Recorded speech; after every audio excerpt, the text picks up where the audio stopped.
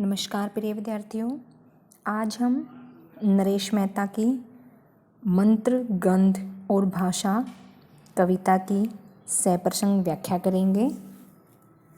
मंत्र गंध और भाषा कविवर नरेश मेहता की उल्लेखनीय कविता है। इसमें प्रकृति वर्णन के माध्यम से स्पष्ट किया है कि मंत्रों की गंध केवल धर्म ग्रंथों में ही नहीं होती बल्कि भाषा में भी उसका अस्तित्व होता है। तो देखिए, शुरू करते हैं नरेश मेहता की मंत्र गंध और भाषा कविता। कौन विश्वास करेगा, फूल भी मंत्र होता है। मैं अपने चारों ओर एक भाषा का अनुभव करता हूँ जो ग्रंथों में नहीं होती, पर जिसमें फूलों की सी गंध और बिल्व पत्र की सी पवित्रता है। इसलिए मंत्र केवल ग्रंथों में ही नहीं होते। प्रस्तुत पंक्तियाँ हमारी हिंदी की पाठ्यपुस्तक समकालीन हिंदी कविता में संकलित कविता मंत्र गंध और भाषा से अवतरित है। इस कविता के रचयिता नरेश मेहता जी हैं। इस कविता में कवि ने स्पष्ट करने का प्रयास किया है कि मंत्रों की गंध केवल धर्म ग्रंथों में ही नहीं होती बल्कि भाषा में भी होती है। तो देखिए क्या कहते हैं कवि। कौन विश्वास करेगा, फूल भी मंत्र होता है। कवि कहते हैं कि इस बात पर कोई विश्वास नहीं करेगा कि फूल भी एक मंत्र के समान होता है। मैं अपने चारों ओर एक भाषा का अनुभव करता हूँ जो ग्रंथों में नहीं होती। कवि कहते हैं कि मैं अपने चारों ओर के वातावरण में एक भाषा का अनुभव करता हूँ जो ग्रंथों में लिखी नहीं होती है, पर जिसमें फूलों की सी गंध और बिल्व पत्र की सी पवित्रता है। लेकिन उस भाषा में जिसको मैं अनुभव करता हूँ उस भाषा में फूलों के समान सुगंध होती है और बिल्व पत्र होता है बेलपत्र, और बेलपत्र की सी पवित्रता होती है। यानी कि बेलपत्र एक पवित्रता का वृक्ष है, तो उन्होंने उसको उसका रूप दिया है कि कहते हैं कि मैंने जो अनुभव की है भाषा, उस भाषा में फूलों के समान बहुत अच्छी सुगंध होती है और बेलपत्र की सी उसमें पवित्रता होती है। इसलिए मंत्र केवल ग्रंथों में ही नहीं होते। इसलिए जो मंत्र बोले जाते हैं वो सिर्फ धर्म ग्रंथों में ही नहीं होती बल्कि फूलों की सुगंध और बिल्व पत्र की जो पवित्रता होती है इनके अंदर भी वो मंत्र होते हैं, अर्थात हम इसको महसूस कर सकते हैं। धरती को कहीं से छुओ, एक ऋचा की प्रतीति होती है। देवदारुओं को दे दृष्टि का उपनिषदीय नहीं लगती। तुम्हें नहीं लगता कि इन भोजपत्रों में एक वैदिकता है जिसका साक्षात नहीं किया गया है।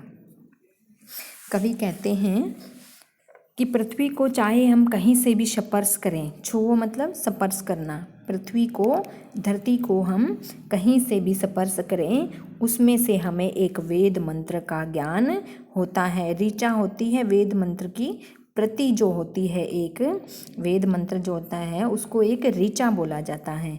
प्रतीति होती है अनुभव होना, उसका अनुभव होता है। कवि कहते हैं कि पृथ्वी को चाहे हम कहीं से भी स्पर्श करें, कहीं से भी छुएं, उसमें एक वेद मंत्र का ज्ञान होता है।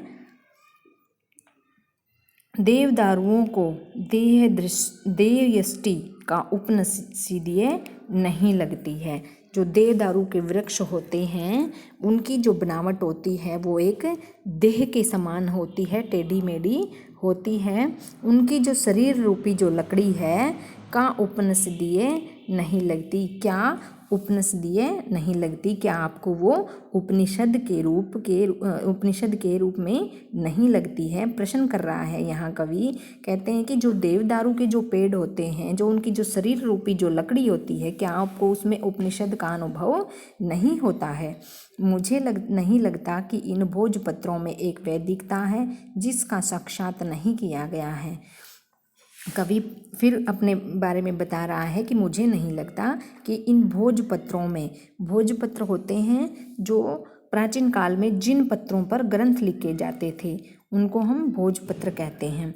इन भोजपत्रों में जिनके ऊपर वैदिक ग्रंथ लिखे जाते थे, एक वैदिकता है, उनमें भी एक वैदिकता है जिसका साक्षात नहीं किया गया है, जिसको अनुभव नहीं किया गया है, प्रत्यक्ष रूप से उन भोजपत्रों को अनुभव नहीं किया गया है। ये प्रताप होते हैं झरने, स्रोत, पानी के जो स्रोत होते हैं वो पाठ ही तो करते हैं। जब इनकी जो आवाज़, कवि कहते हैं कि जो ये झरने हैं, स्रोत हैं, जब ये बहते हैं तो इनके अंदर से एक आवाज़ उत्पन्न होती है। तो ये उस टाइम पर इनकी ये जो भाषा है वो पाठ ही तो करते हैं अपनी आवाज़ में। यह कैसी वैश्वानरी गंध है? वैश्वानरी गंध होती है अग्निगंध। यह जो अग्नि की गंध होती है, यह गायत्री छंदों में धूप के पग धरती वनस्पतियों पर उतर रही है। और यहाँ जब उन्होंने झरने की बात की, स्रोत की बात की, उसके बाद वो एक अग्नि की बात कर रहे हैं। वैश्वानरी गंध होती है अग्निगंध। जो अग्नि के अंदर से जो हमें गंध आती है वह गायत्री जो मंत्र होते हैं,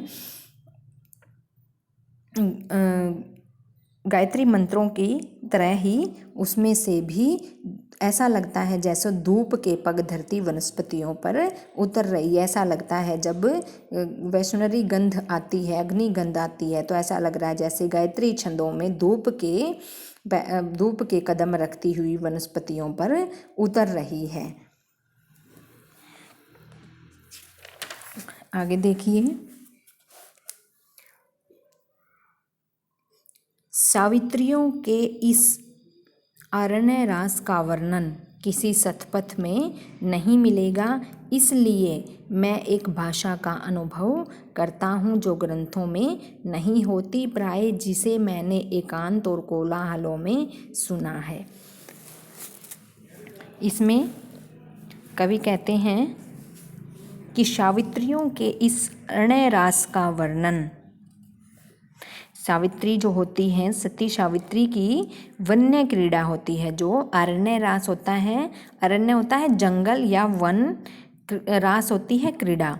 सावित्रियों का जो वन्य क्रीड़ा का इसमें वर्णन किया गया है कि मैं यहाँ उस भाषा का अनुभव कर रहा हूँ जो सावित्रियों के वन्य क्रीड़ा, जो वन में वो क्रीड़ा करती हैं, किसी शतपथ में नहीं मिलेगा। किसी भी शतपथ ब्राह्मण में इसका उल्लेख नहीं मिलेगा।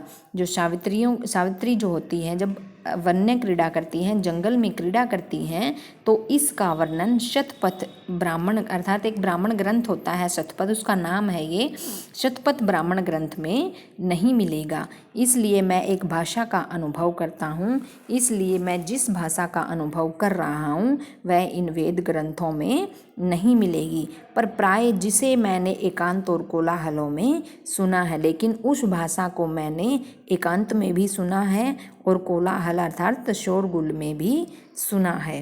रात और दिन की कृष्ण शुक्ल सवरों में ये सूर्याएँ यजुर्वेद हो जाती हैं। प्रत्येक क्षण एक मंत्र वनस्पति में प्रणीत होता है, जिसकी गंध मूल मात्र में होती है, नाम सीमा का होता है, असीम का नहीं। रात और दिन के कृष्ण शुक्ल सवरों में, रात और दिन का जो कृष्ण और शुक्ल पक्ष होता है, उसकी जो आवाज़ होती है,